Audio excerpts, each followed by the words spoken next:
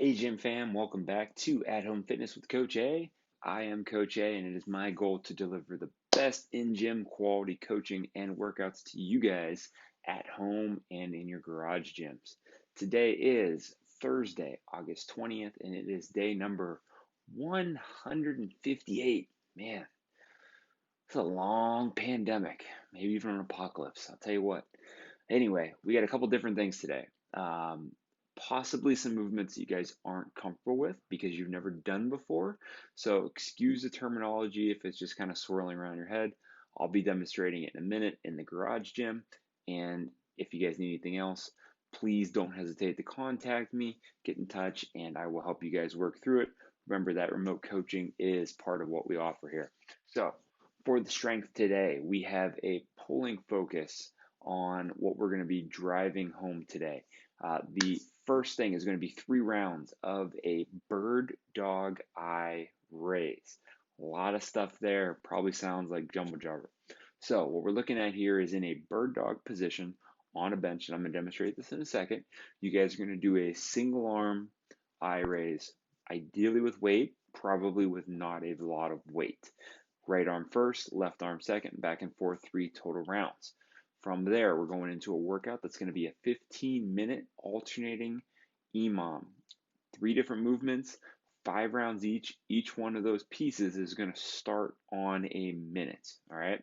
So first minute's going to be 5 devil's press with 2 dumbbells. If we don't have 2 dumbbells or we don't know what a devil's press is, even though it sounds terrible and awesome at the same time, stick around. I will be demonstrating that in the garage gym.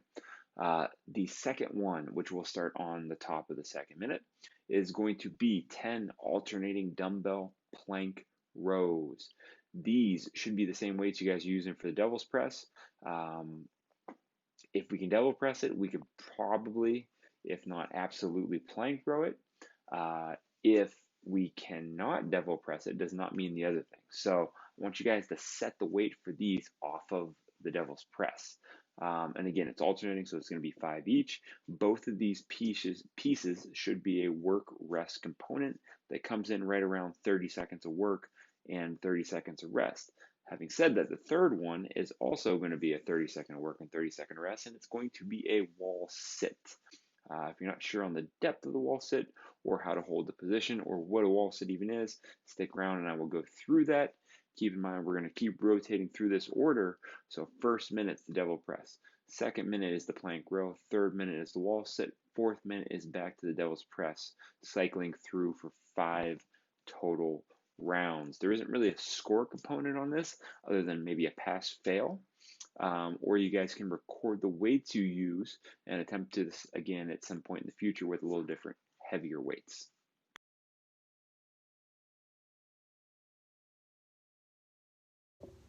Alright guys, so there's one thing I want to go through first in the warm-up to make sure we're doing this correctly, otherwise we're not really going to get out of what we're looking to get out of it.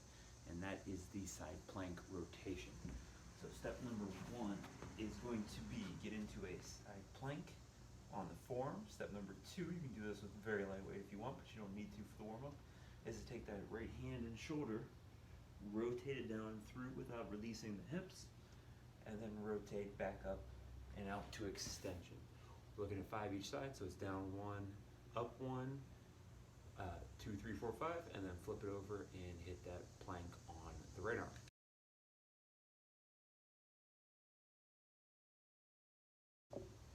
Alright, so a lot of pieces to untangle here for the bird dog eye raise.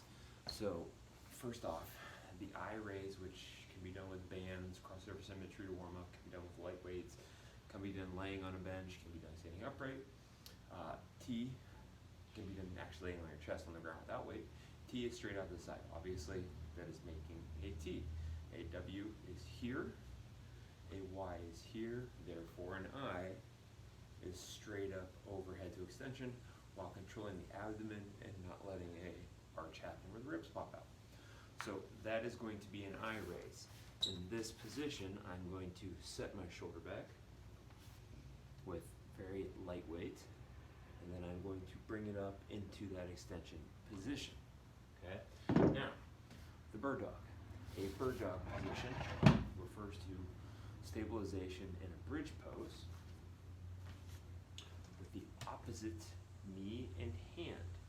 So in this bird dog position, I'm going to take my right hand, bring it up forward, that's going to be the one I do the raises with, and I'm going to squeeze the glute and extend my left leg back. So that is a bird dog position. So a bird dog eye raise is going to involve me getting into the position with my back leg, see the foot sticking out there, taking the dumbbell lightweight or no weight if that's the case, and rotating up into the eye raise position. First setting the shoulder, rotating up, trying not to let the ribs follow the hand. So I'm holding stability and getting that raise going overhead for what is technically in a parallel to the floor position. 8 to 10 reps each side, work your resting as you need to. It's probably gonna be very challenging because it is not comfortable or normal for you. So don't be afraid to give yourself a little extra rest to keep quality high.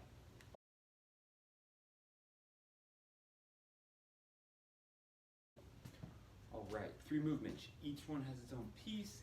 Each one should fall well within 30 seconds of work and 30 seconds of rest.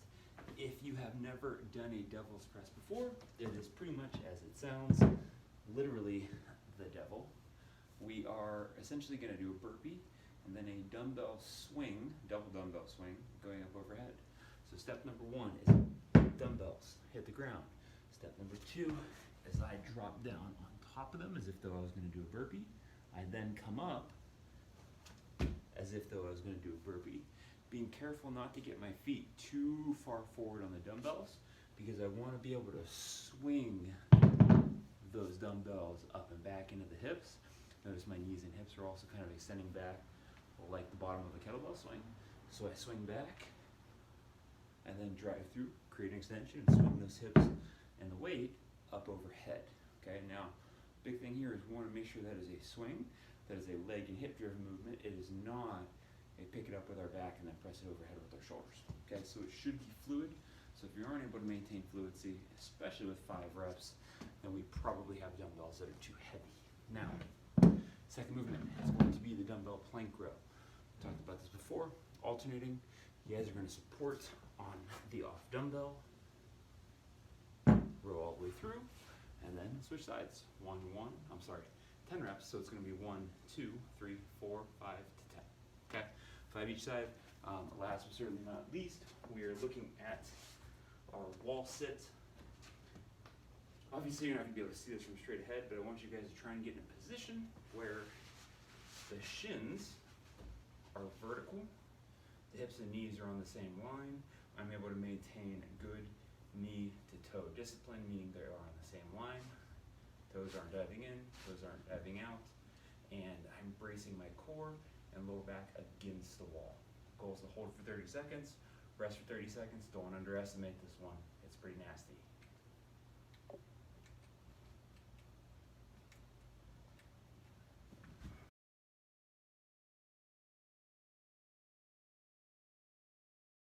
Stay tuned for movement modifications. Alright guys, so possibly a bunch of things to go over here for different modifications. So let me start at the beginning with the devil's press and then we'll kind of work our way through to 3 different movements here. With the devil's press, let's say we have the 2 dumbbells, but for whatever reason we just can't get the swing mechanics down and this affects our back. Here is what your answer is going to be. I am going to go through the devil's press as if though I was going to do it normally, and from there I'm going to drive up overhead into a dumbbell snatch. Alright, so I can keep my hands on both dumbbells through the devil's press movement and simply take one overhead, or I can just use one dumbbell if I prefer to go down on top of and then come up into the snatch. Now, we're probably not going to have time unless you really want to push it to do 10 of these every time for 5 rounds, in which case let's go with either 6 or 8, meaning 3 or 4 each side on the snatch, but that is going to be 6 or 8 total burpees with that dumbbell underneath. If we're looking at a kettlebell, we're not going to try to put this together in one movement. If you guys really want to, you can, that's fine. In which case what it's going to look like, I'm going to demonstrate with the dumbbells, is I go down into a burpee, I come up, grab that kettlebell, and swing it up overhead. I set it down, I go down in my burpee, and I keep moving. Or you can simply do 5 burpees, grab your kettlebell, and do your 5 overhead swings. If your kettlebell is super light, maybe do the snatches instead. So it's something that is a little bit harder. We can unilateral it and make it a little bit, seem a little bit more resistance than it actually is. If we have none of those things, meaning no single object, single arm object weights, but we do have a barbell. There's a couple different things you guys can do here. If you want, just like we broke that up for the kettlebell, we can go burpees and we can go power snatches or power clean and jerks. Okay? If we have a barbell, chances are we probably have plates. If we do have plates, theoretically, we can still do a devil's press. Now, the one thing I want to be careful here is you're not smashing your fingers underneath. So I go down, I do my burpee, I come up, I roll the plate, and I do a ground to overhead with the plate. Big thing here is roll the plate, don't smash the fingers, okay? In terms of weights, what would make sense, 45 for the guys, 35 or 25 for the ladies, somewhere in that range. If you guys are only looking at something light, maybe get a couple of the ground to overheads in per burpee, in which case 5 isn't going to be that easy. You're going to make it more challenging and get something more out of it. Now, the dumbbell plank row, something we've talked about multiple times over and over. If we are looking at possibly only having a plate or only having a kettlebell, since those are going to be higher and longer than a dumbbell, you guys are probably going to want to elevate your plank position for the row and switch on half the rep. So it's going to be 5 right, and then 5 left to get my 10 as opposed to switching every ground. If we have a barbell, we can do that by taking the barbell and putting it into the ground underneath the bench. From there, I can go through and do my rows, but I can also do this by setting up the same way in a plank position and rowing independently, again, 5 and 5 each side. If we don't have any of that stuff, a couple of things we can do is maybe grab a book bag, load it up. If I have a weight vest, I can still do my rows that way. If we're only looking at having bands, I know one of the things that I have a couple people that follow the workouts that really like to do here is take the band, anchor it onto something. I'm just going to loop around the bench here so you guys can see what I'm talking about. Anchor it onto something supportive that's not going to move. Set yourself in a side plank position, and from there, pull that band into a side plank supported row. If that's what we're going to do, I would probably stay with 10 and 10 each side. It's not going to be a super slow pull. You guys are going to be able to work through it pretty well. It's just mostly holding on to that side plank position the whole time. It's going to be challenging. Finally, our last movement. Unless we're looking at a knee issue here, in which case, let me know. We will figure out a way to modify this. Simply scale back the wall climb. So we can scale back the time. What I would probably rather see though is you taking full depth and raising it an inch, something along those lines.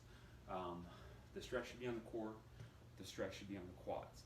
As long as you guys are feeling that and getting that impact, we're more or less getting out of that, what we're looking to get out of that. If you want to make that more challenging, you can always take a weight, hold it on the front side of the body, or even take a barbell and set it in the elbows for a Zercher hold. If you don't know what a Zercher hold is, set that weight in the elbows, hold it in front of you, in front of your chest against your abdomen like a basket, and see how that goes. Have fun.